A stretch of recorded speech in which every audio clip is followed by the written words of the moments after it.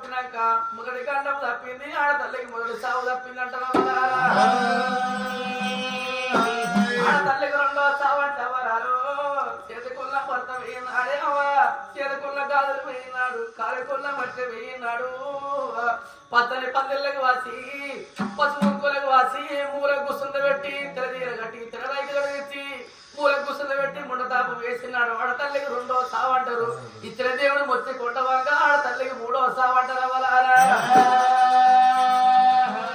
ఆడ తల్లికి మూడు తల్ల సావు రాసిన వాళ్ళ మగవాడికి ఒకటే సావు రాసిన మగవాడికి రెండు తాపం ఉన్నదా ముండతాపం ఉన్నదా